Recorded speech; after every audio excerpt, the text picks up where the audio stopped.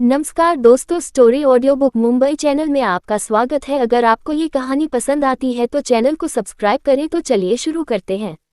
Rawat mention में अब तक आप लोगों ने सुना कि मीनल देवी हर्षवर्धन को आइडिया देती है कि वह अनाया को तलाक दे दे और उसके बच्चे को अपने पास रख ले और उसका पालन पोषण गीता गायकवाड़ करेगी और दुनिया को वह यही बताएंगे कि वह बच्चा हर्षवर्धन और गीता का है, जिस वजह से उस बच्चे को भी एक जायस नाम मिल जाएगा।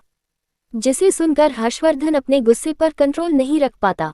वह खतरनाक आवाज में बोला, दादी माँ, मुझे यह नहीं पता था कि आप अपनी जिद के चलते इस हद तक गिर सकती है।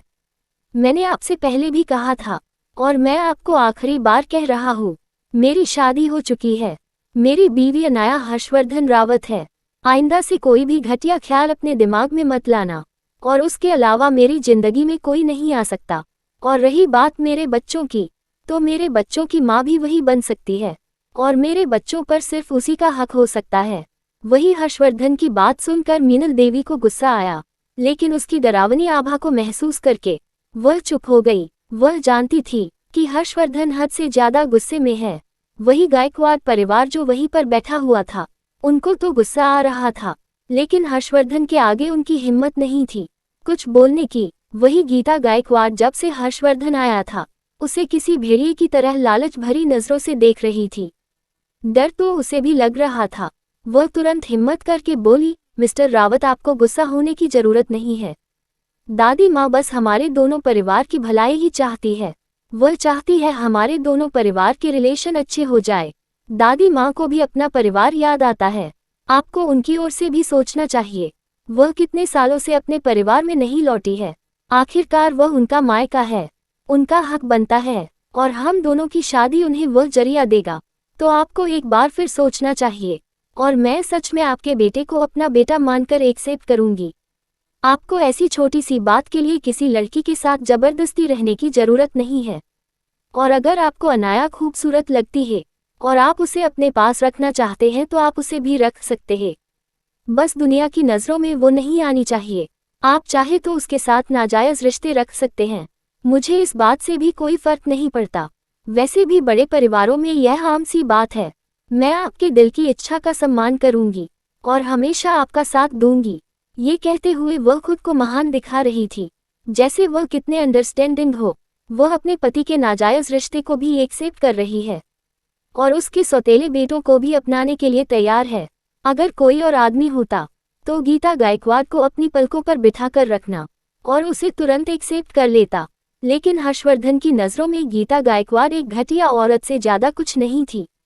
वह अपनी डरावनी आवाज में बोला, अंडस्को, तुम जो कोई भी हो, तुम्हारी औकात भी है मेरी बीवी का जिक्र करने की और खास करके हमारे बच्चों के बारे में सोचने की।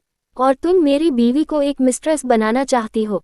तुमने खुद को आईने में देखा है, तुम उसके एक बाल के बराबर भी नहीं हो। आइंदा से मेरी बीवी के ख्याल को अपने जहन में लाने से पहले भी 100 बार सोच लेना। कहीं ऐसा ना हो कि तुम दोबारा सोचने के लिए जिंदा ही ना रहो। और शुक्र मनाओ तुम्हारे ये बकवास सिर्फ मैंने सुनी है। अगर मेरी बीवी यहाँ मौजूद होती तो शायद गायकवाड़ परिवार अब तक इस देश से गायब हो चुका होता। वह तुम्हारी तरह कोई मामूली लड़की नहीं है जो अपने परिवार के नाम पर उछलती हो और घटिया काम करती हो। फिर अपनी जगह से खड़ा हुआ और एक डरावनी नज़र वहां बैठे हुए लोगों पर डालते हुए बोला, खबरदार, आइंदा से मेरी बीवी और बच्चे के बारे में अपनी सोच में भी कोई बुरा ख्याल आया तो मुझसे बुरा कोई नहीं होगा। अच्छा होगा कि जबरदस्ती रावत परिवार के गले पड़ने से ज्यादा अच्छा है। अपनी डूबती कंपनी को बचाओ। कहीं ऐसा ना हो कि मेरे बच्चे और बीवी के बारे में घटिया सोच रखने की कीमत गायकवाड़ परिवार को दिवालिया होकर चुकानी पड़े। इतना बोलकर वह बाहर जाने लगा। वही यह सुनकर गायकवाड़ परिवार के चेहरे पर डर की लहर दौड़ गई। गायकवाड़ परिवार के हेड तुरंत जगह पर खड़े हुए और हर्षवर्धन को रोकते हुए बोले, मिस्टर रावत, रुक जाए। आप इस तरह से नहीं कर सकते। हमने कुछ गलत नहीं किया है और हमारे परिवार का रिश्ता तो पहले ही आपकी दादी पक्का कर चुकी है। हमने तो बस शादी की बात की है। आप इस तरह से हमारी बेइज्जती नहीं कर सकते और हमारी कंपनी को बर्बाद नहीं कर सकते। लेकिन हर्षवर्धन ने उनकी एक नहीं सुनी, जैसे वो मौजूद ही ना हो। हर्षवर्धन ऐसे ही बाहर चला गया। पीछे गायकवाड़ परिवार का बेटा समरजीत गायकवाड़ नाराज आवाज में बोला, बुआ जी, आप तो कह रही थी कि शादी का रिश्ता पक्का हो चुका है और हमारे लिए कोई प्रॉब्लम नहीं होगी, लेकिन आपका पोता तो हमें धमकी देकर चला गया। वहीं उनकी बात सुनकर मिलन देवी को भी शर्मिंदगी महसूस हुई। वो उसे शांत करवाते हुए बोली, अंडस्को शांत हो जाओ, उस लड़की ने उसे मोह लिया है, पर ज्यादा वक्त नहीं लगेगा। गीता उसे अपने और आकर्षित कर लेगी, उसके बाद हम उस लड़की को उसकी जिंदगी से बाहर फेंक देंगे। तुम्हें चिंता करने की जरूरत नहीं है। वही यह सुनकर समरजीत गायकवाड़ खुद को शांत करते हुए बोला, जैसा आपने कहा वैसा ही होना चाहिए, वरना अगर गायकवाड़ परिवार को नुकसान हुआ तो मेरे पिता आपसे सवाल पूछेंगे। आखिरकार आप खुद सामने से चलकर रिश्ता लेकर आई थी। हम नहीं चाहते कि आपका पोते गायकवाड़ परिवार को नुकसान पहुंचाइए। इतना बोलकर गायकवाड़ परिवार चला गया। पीछे मीनल देवी गुस्से का घुट पीकर रह गई। इस बार उसने हर्षवर्धन का गुस्सा महसूस कर लिया था। वह जानती थी कि अगर उसे हद से ज्यादा कुछ किया तो हर्षवर्धन इस पर जवाब देने से पहले पीछे नहीं हटेगा। वह खुद को बेबस महसूस कर रही थी, लेकिन उससे ज्यादा उसे हर्षवर्धन पर गुस्सा आ रहा था।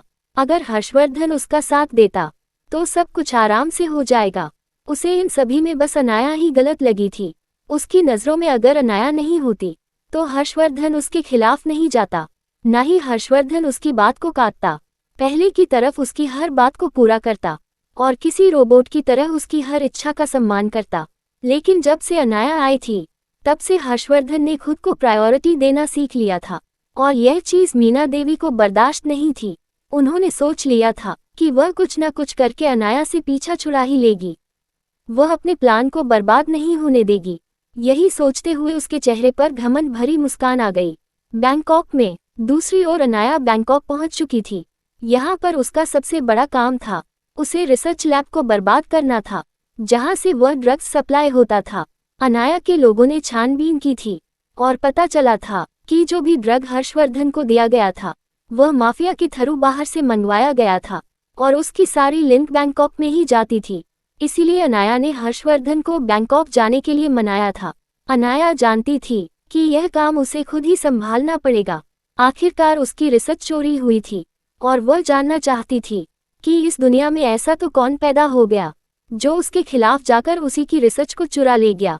इतने सालों में एक जिंदगी जीने के बाद अनाया ने अगर कुछ सीखा था तो वह था लोगों को अपने अंडर कंट्रोल कैसे करना है और उन्हें अपने लिए वफादार कैसे रखना है।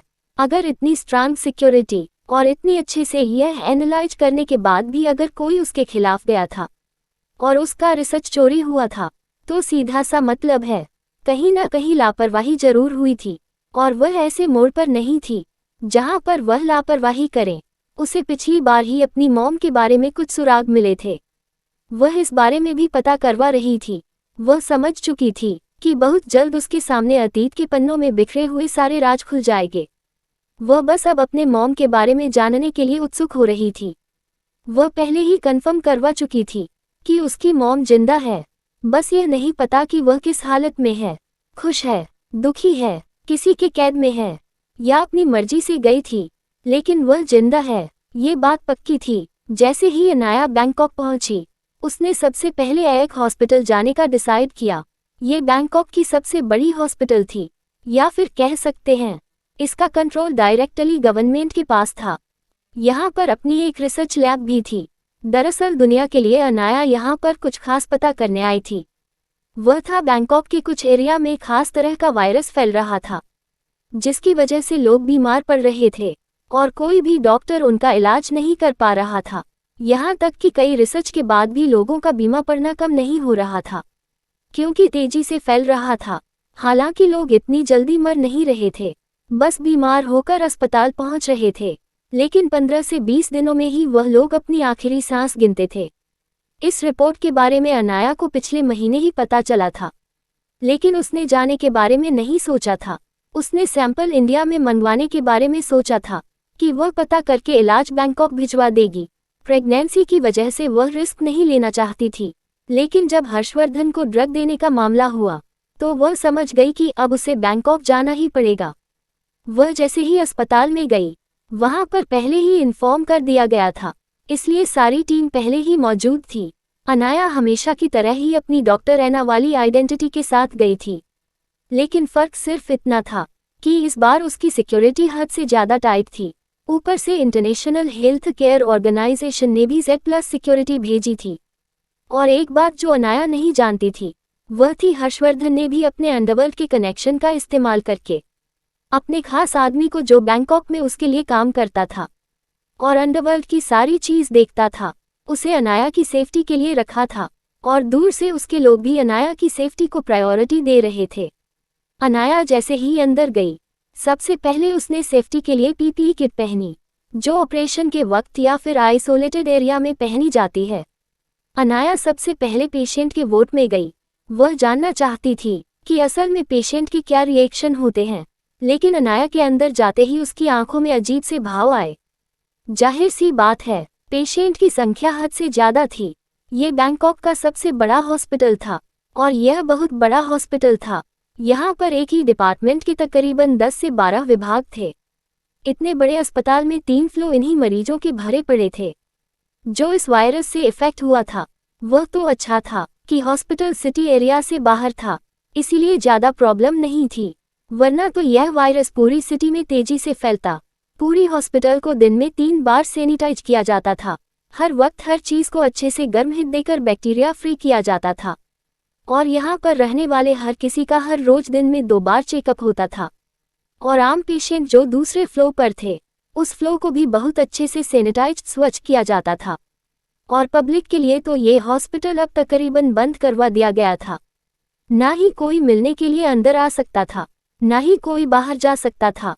बस डॉक्टरों की खास टीम और बाहर से कुछ डॉक्टर और रिसर्चर को बुलाया गया था इस वायरस पर रिसर्च करने के लिए।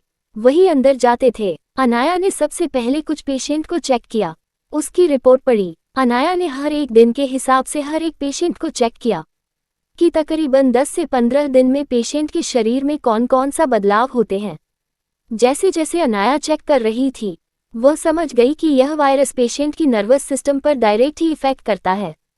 उसके बाद अनाया रिसर्च डिपार्टमेंट में गई। इस बिल्डिंग के पीछे ही एक बड़ी सी रिसर्च लेबोरेटरी थी, वह भी पूरे 4 फ्लोर की और बहुत बड़े एरिया में फैली हुई थी। अनाया को वहां देखकर सभी डॉक्टरों ने रिस्पेक्ट के साथ उसे ग्रेट किया। और अनाया वहां पर कोई रिसर्च नहीं करने वाली थी, वह बस वहां पर डेटा लेने के लिए गई थी। उसने डॉक्टर का पूरा रिपोर्ट एनालाइज किया और उनकी जो रिसर्च चल रही थी उसे भी अच्छे से देखा। आखिर में उसने ना में सिर हिला दिया, क्योंकि वह समझ गई थी कि यह लोग गलत दिशा में रिसर्च कर रहे हैं। इस तरह से उन्हें रिजल्ट कभी नहीं मिलेगा। क्या अनाया बैंकॉक के लाखों लोगों को बचा पाएगी? किसने फैलाया ये वायरस? अगर आपको अगला एपिसोड चाहिए तो लाइक करें, कमेंट करें और चैनल को सब्सक्राइब करें।